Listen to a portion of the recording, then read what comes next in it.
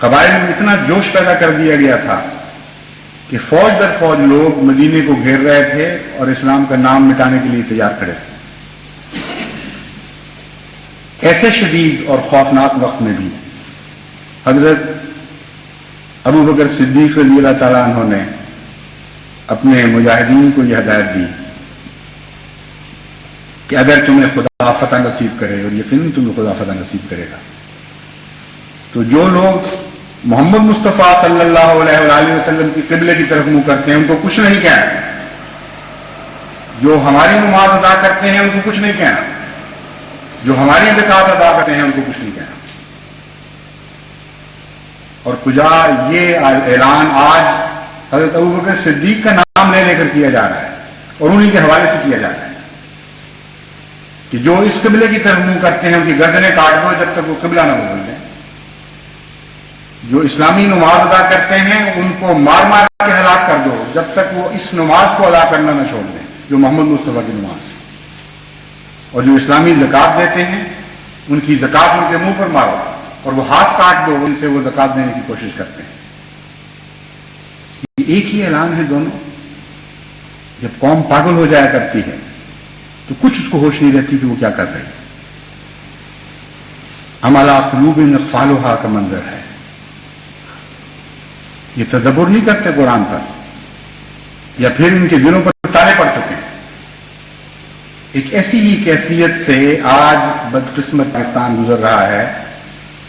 جہاں کے علماء کا ایک طبقہ بھی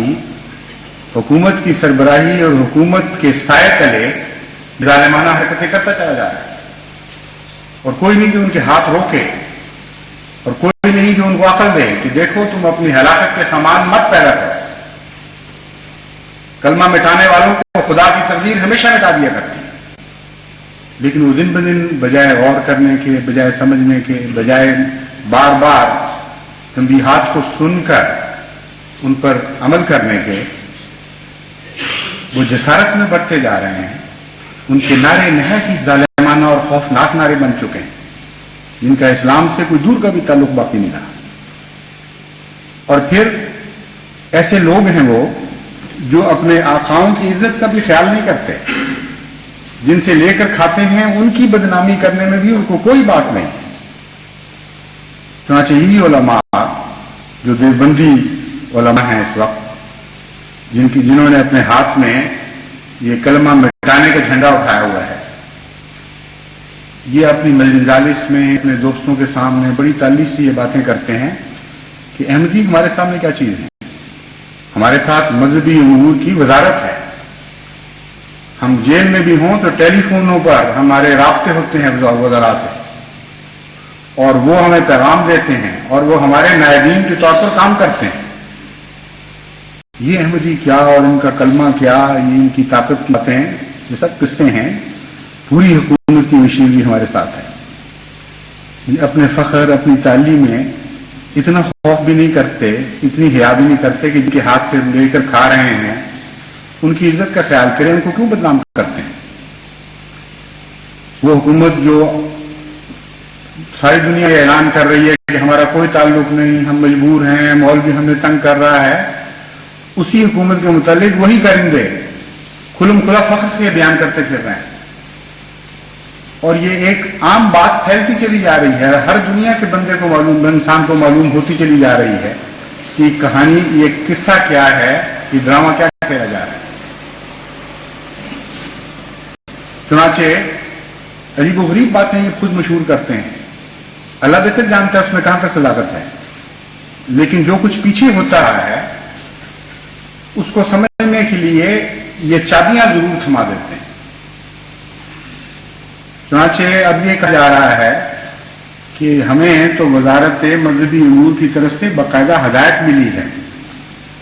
کہ تم لوگ کھلم کھلا حکومت کو بھی بے شک گالیاں دو، اور یہ اعلان کرو کہ اگر ضیاء نے یا گورنر صاحب نے ہماری بات نہ مانی تو ہم خون کی ندیاں بہا دیں گے، تاکہ حکومت کے ہاتھ میں کچھ جواز تو آئے ایسے مزید قوانین پاس کرنے کا جن کی روح سے کلمہ لکھنا ایک جرم عظیم سمجھا جائے گا۔ اس لیے ہم جب کھلم کھلا کہتے ہیں تو مجال نہیں ہے پولیس کی کہ ہمارے اوپر ہاتھ ڈال سکے، کیونکہ حکومت کہتی ہے کہ گالیاں دو، اور یہ ظاہر کرنے کے لیے گالیاں دو کہ تمہارا ہمارے ساتھ کوئی تعلق نہیں۔ ایک طرف حکومت بیچاری کو اتنی فکر ہے اپنی عزت کی اور دنیا کی نظر میں ذلیل نہ ہونے کا ایسا خیال ہے کہ اپنے وطن میں گالیاں کھا رہی ہے، اور دوسری طرف یہ کرندے ایسے بے نصیب اور بے حیا ہیں بیچارے کہ جس عزت کی خاطر وہ گالیاں کھا رہے ہیں اسی عزت کو خود لٹا رہے ہیں اپنے ہاتھوں سے، گالیاں بھی دے رہے ہیں اور یہ بھی بتاتے چلے جا رہے ہیں کہ بیچ میں سے اصل کارستانی کسی ہے، سازش کہاں پیدا ہوتی ہے، کہاں پرورش پاتی ہے، اور کیوں ہم یہ حرکت کر رہے ہیں۔ ایک طرف وہ اس حکومت کو بدنام کر رہے ہیں، دوسری طرف سعودی عرب کی حکومت کو بدنام کرتے چلے جا رہے ہیں، اور کھلم کھلا یہ کہتے ہیں کہ اگر موجودہ حکومت ہمارا ساتھ نہ بھی دے تو ہمارا پیسہ تو سعودی عرب سے آ رہا ہے، سعودی عرب کی حکومت کا روب ہے اس ملک پر، مجال ہے کوئی جو ہماری بات کو ٹال سکے؟ چنانچہ اب یہ باتیں کہنے لگ گئے ہیں کہ ہمارا تو وزیر مذہبی امور اور سعودی عرب سے براہ راست تعلق ہے، اور اگر ریاض صاحب یا یہ جرنیل جو ہم سمجھتے ہیں کہ طاقت ان کے ہاتھ میں ہے، اگر یہ چاہیں بھی تو ہماری بات کو اب رد نہیں کر سکتے، کیونکہ اصل طاقت کا جو ایکسس قائم ہوا ہے، محور بن گیا ہے، وہ ہم اور مذہبی امور کی وزارت اور سعودی عرب، یہ براہ راست تعلق ہے ہمارا۔ سعودی عرب کے پیچھے ایک امریکہ کی طاقت موجود ہے، اس لیے موجودہ حکومت کی مجال نہیں ہے کہ وہ ٹل سکے کسی بات سے، تو ادھر ان کو بھی بدنام کر رہا ہے۔ موجودہ حکومت کے متعلق تو میں جانتا نہیں کہ وہ کیا باتیں ہیں، اس حد تک کیوں وہ ایسی باتیں ہونے دے رہے ہیں، یا ان کو علم نہیں ہے ان باتوں کا،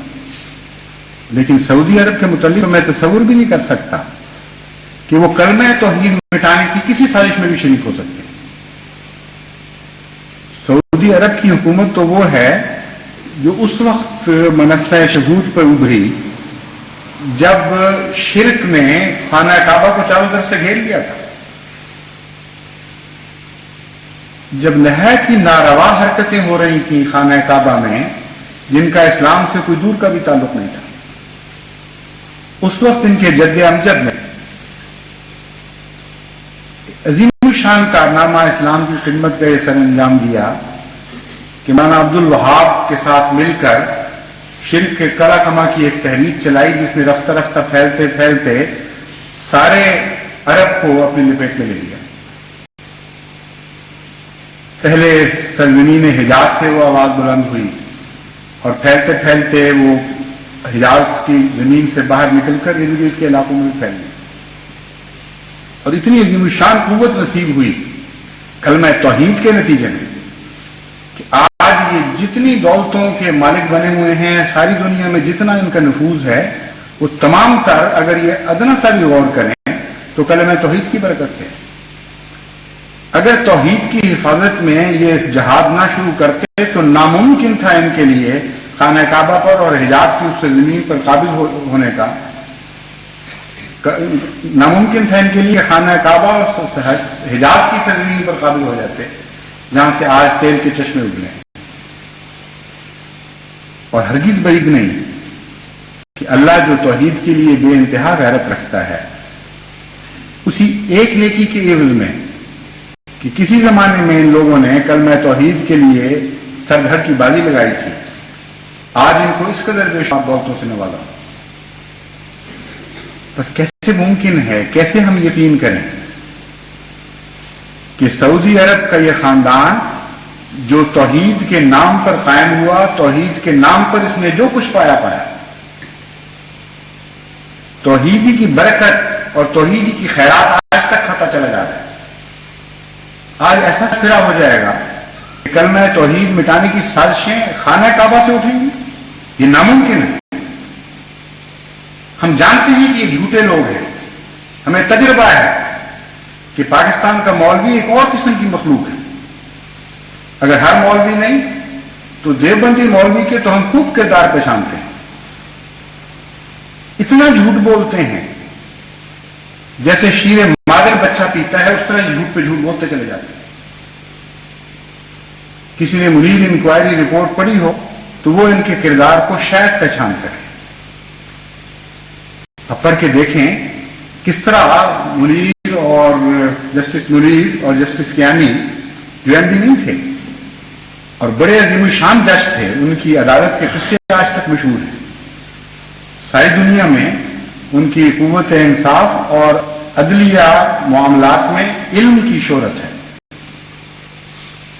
وہ بڑی بے باکی اور جرأت سے لکھتے ہیں کہ یہ تو بکاؤ لوگ تھے جو ہمیشہ پاکستان کی دشمن طاقتوں کے ہاتھ میں کھیلتے رہے، اور جب بھی پاکستان دشمن طاقتوں سے انہوں نے پیسے حاصل کیے، پاکستان کے اور دوسرے تمام مسلمانوں کے مفادات کے خلاف بک جاتے رہے. وہی لوگ ہیں یہ جو مسجد شہید گنج کے غازی ہیں. لیکن عجیب بدقسمتی ہے قوم کی کہ اتنی کچی یادداشت، اتنی کمزور یادداشت کہ ہر دفعہ ان کو بھولتی چلی جا رہی ہے. لیکن احمدی کی یادداشت تو اتنی کمزور نہیں.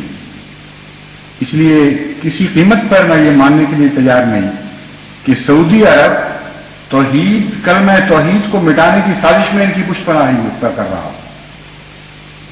جھوٹ بول رہے ہیں، ان کے ساتھ بھی جھوٹ بولتے ہوں گے، ان کو جا کے کچھ اور کہانیاں بتاتے ہوں گے. اس لیے وہ اپنی سادگی میں اور کم علمی میں ان کو ممکن ہے روپیہ دے رہے ہیں. اس سے میں انکار نہیں کرتا، کیونکہ وہ ساری دنیا میں جہاں بھی وہ سمجھتے ہیں اسلام کی خدمت ہو رہی ہے وہ اپنا روپیہ تقسیم کر رہے ہیں. جاپان تک سعودی عرب کا روپیہ پہنچا ہوا ہے، کوریا میں سعودی عرب کا روپیہ پہنچا ہوا ہے، ملائیشیا میں پہنچا ہوا ہے، انڈونیشیا میں پہنچا ہوا ہے، بنگلہ دیش میں پہنچ رہا ہے، دنیا کے کونے کونے میں، افریقہ کے ممالک میں پھیل رہا ہے. اور جہاں بھی کوئی مسلمان تنظیم یہ فیصلہ کرتی ہے کہ ہم نے اسلام کی خدمت میں کوئی کام کرنا ہے اور سعودی عرب حکومت کو مطمئن کرا دیتی ہے کہ یہ خدمت اسلام کا کام ہے، تو یہ اپنے خزانے کھول دیتے ہیں. اس میں کوئی شک نہیں ہے. لیکن یہ ہم کیسے مان لیں کہ توحید کے علم بردار، توحید کی خیرات کھانے والے، اس دولت سے جو توحید کے ہاتھوں انہوں نے پائی، کلمہ توحید مٹانے میں جدوجہد اور کوشش شروع کر دیں؟ ناممکن ہے، یہ بات ہو نہیں سکتی. یقیناً دھوکہ دیا جا رہا ہے، مگر بہرحال یہ ہو رہا ہے آج اس زمانے میں، اور ضرورت ہے کہ تمام دنیا کو بتایا جائے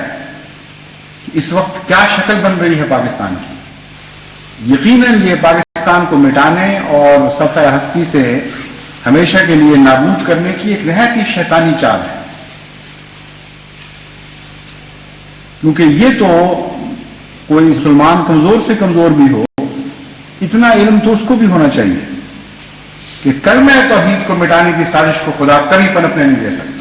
کبھی کامیاب نہیں ہونے دے سکتا. اگر کوئی ملک اس سازش میں شامل ہو تو ملک پارا پارا کر دیا جائے، مگر کلمہ توحید کو کبھی ٹوٹنے نہیں دیا جائے. اس لیے جب یہ کلمے پر حملہ کرتے ہیں تو عوام الناس کو پتہ نہیں کہ یہ توحید باری تعالیٰ پر حملہ کر رہے ہیں اور اس ملک پر حملہ کر رہے ہیں جہاں یہ سازش تیار ہو رہی ہے. اس لیے بہت ہی گندے دن آنکھوں کے سامنے آ رہے ہیں اس بدقسمت ملک کے لیے جہاں یہ ہو رہا ہے اور اس کے خلاف آواز نہیں اٹھائی جا رہی یا مؤثر آواز نہیں اٹھائی جا رہی. لیکن نہ ان کو پتہ ہے حقیقت میں، نہ ان کے سربراہوں اور ان کے مالکوں کو پتہ ہے کہ اللہ کی تقدیر در پردہ کام ضرور کر رہی ہے. ان کو ابھی نظر نہیں آ رہا کہ کیا ہو رہا ہے، لیکن ایک عظیم الشان تدبیر الہی ہے جو باطن میں ایک الٹ رو چلاتی چلی جا رہی ہے. کبھی پاکستان کی تاریخ میں یہ واقعہ نہیں ہوا تھا کہ اینٹی احمدیہ تحریک کے دنوں میں کھلم کھلا بعض مساجد سے احمدیت کی تائید میں اعلان ہونے شروع ہو جائیں، یا عوام الناس اور صاحب علم طبقے میں جگہ جگہ یہ باتیں شروع ہو جائیں کہ یہ سچ